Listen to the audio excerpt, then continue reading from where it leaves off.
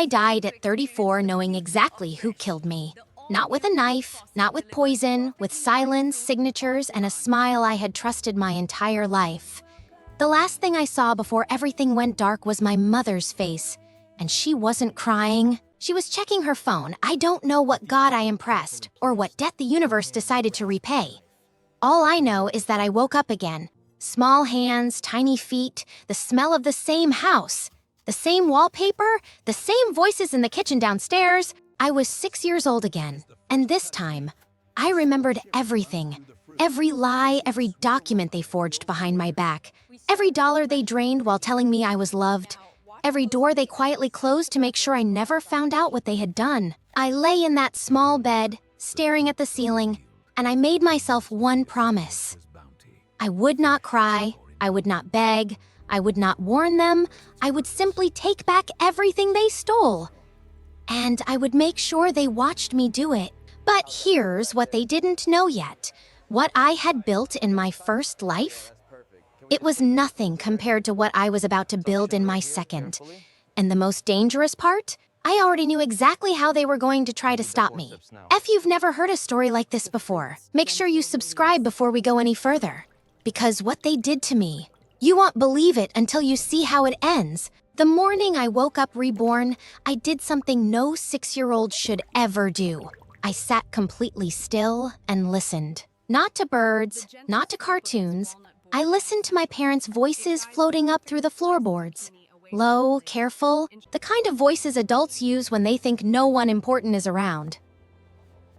She won't be a problem this time either, my mother said. My father laughed, actually laughed, and just like that, 28 years of buried memory came crashing into my 6-year-old chest like a freight train. Let me tell you what they took from me in my first life, because you need to understand exactly how deep this wound goes. My grandfather built everything, a textile business, 3 properties, and a private investment account that my parents never once mentioned to me growing up. He died when I was 9. I cried for a week, my mother patted my back and told me grief was natural. What she didn't tell me was that she had already visited his lawyer twice before he was even buried. I didn't find out about the inheritance until I was 26. A distant cousin, drunk at a wedding, leaned over and said, "You know your grandfather left everything to you, right? Not your parents. You." I laughed it off, I didn't believe him, but the thought stuck, like a splinter you can't quite reach. So I started asking quiet questions. Small ones, nothing that would raise alarm. I asked my mother once, casual, almost bored, whether Grandpa had left a will. She looked me dead in the eye and said, "He didn't have much, baby. You know how he was." She said it so smoothly, so warmly, with that soft tilt of her head that I had spent my entire life mistaking for love. I believed her. I went back to my life, my small apartment, my underpaying job, my careful budget that never seemed to stretch no matter how hard I worked, and my parents.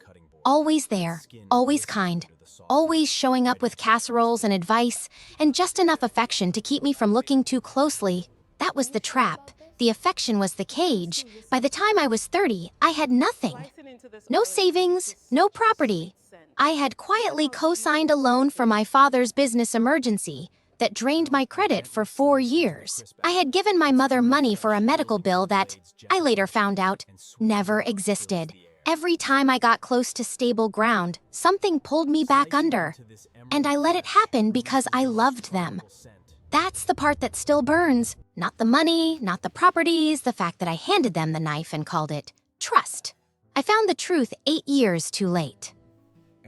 A lawyer's letter arrived at my apartment addressed to me, forwarded from an old address, delayed by years of bureaucratic error. My grandfather's original will, my name, my inheritance, a number that made my hands shake. And a note in the file that showed my parents had contested the will privately, presented a forged amendment, and walked away with everything before I ever knew it existed.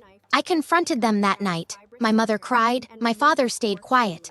And when I showed them the document, my mother looked at me with red eyes and said, "We did it for you. You were too young. We were protecting you. I was 34 years old. 3 months later, I was dead. A car accident on a rainy Tuesday.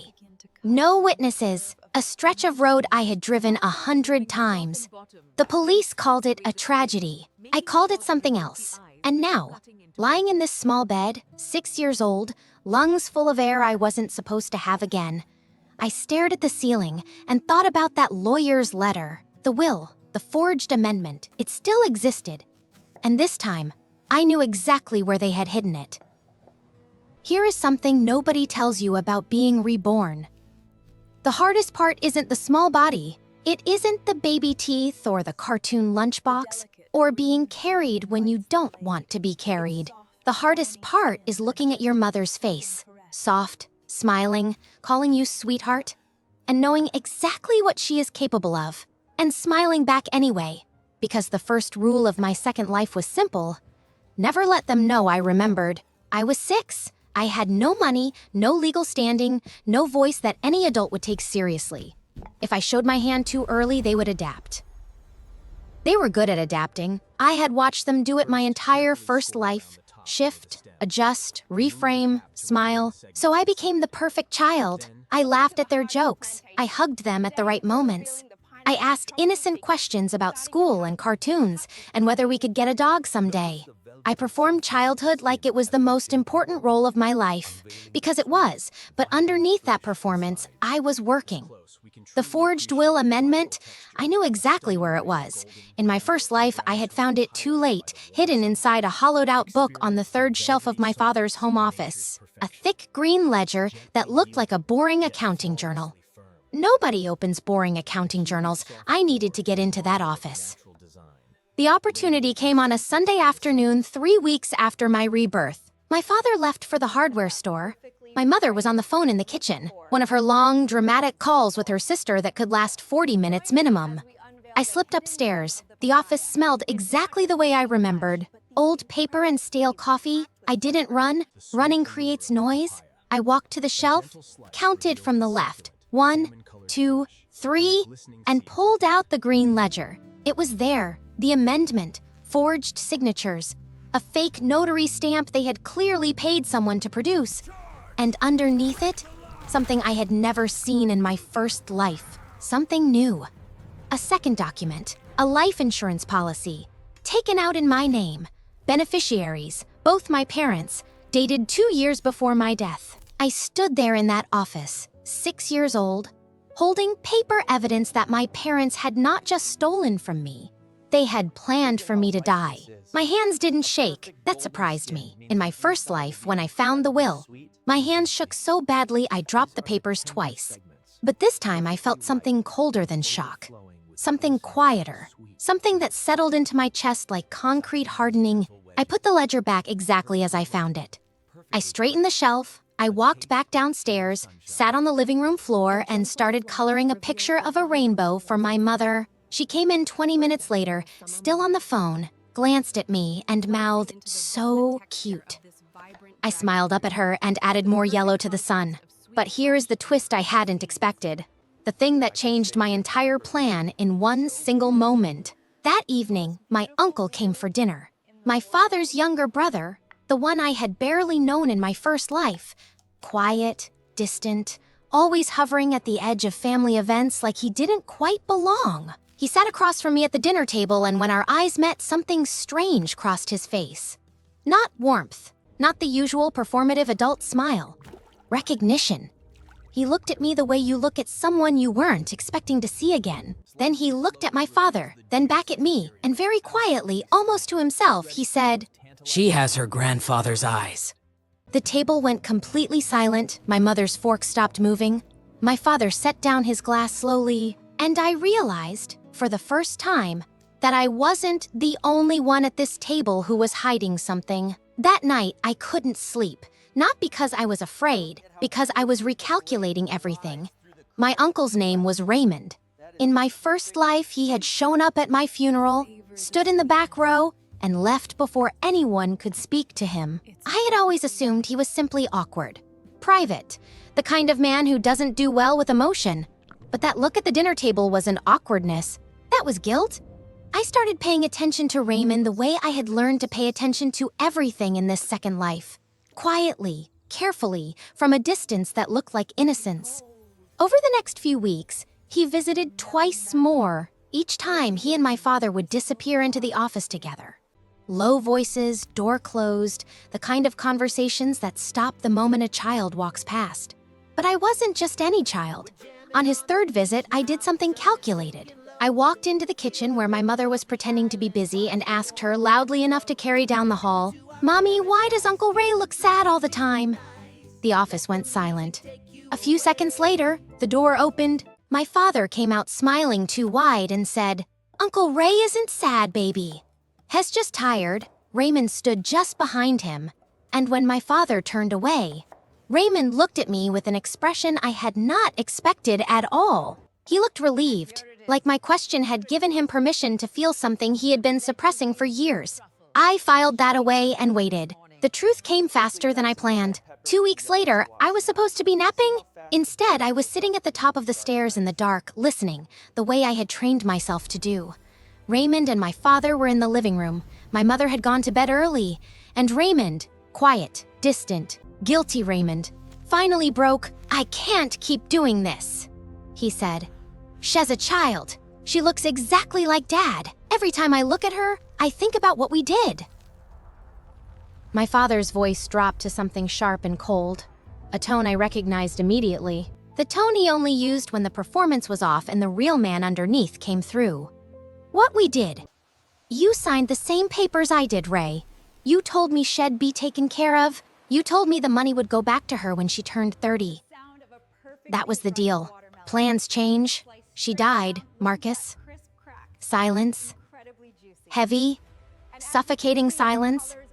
Then my father said, "And I will never forget this as long as I live in either of my lives. Accidents happen. We didn't plan that part." I pressed my back against the wall and breathed through my nose. Slow, controlled, didn't plan that part, which meant they had planned other parts. Raymond's voice cracked. "The insurance payout, the will, the property, I want out. I want my name removed from everything." "Your name is already buried. Relax." "I'm not relaxed, Marcus. I haven't slept in 2 years." "Then take a pill and go home." I heard Raymond stand, heard his keys, heard the front door open and then close. I sat in the dark at the top of those stairs and let everything rearrange itself in my mind. Raymond hadn't been a distant uncle. He had been a co-conspirator who lost his nerve. He had signed the forged documents. He had taken a share, and now, sitting across from me at dinner tables, watching me color rainbows, watching me laugh at cartoons, his conscience was eating him alive. That made him dangerous, but it also made him useful. Because here is what my father didn't know, what nobody in that house knew. I had a grandfather's will that predated every forged document they had ever created. And Raymond? Raymond had just told me exactly where his loyalty was beginning to crack. All I needed was one gentle push. Part 4. I was 8 years old when I made my first move. Not dramatic, not loud, just a folded piece of paper slipped under Raymond's windshield wiper on a Sunday morning while my father was inside making coffee and my mother was at church, performing her weekly innocence ritual. The note had 4 words on it. I know about everything. No name, no threat, just 4 words and the specific case number from my grandfather's original will. A number that only existed in legal documents Raymond thought were buried forever. I watched from the upstairs window as he read it. He stood completely still for 30 seconds. Then he looked up at the house, scanning windows, scanning the yard, his face the color of old ash.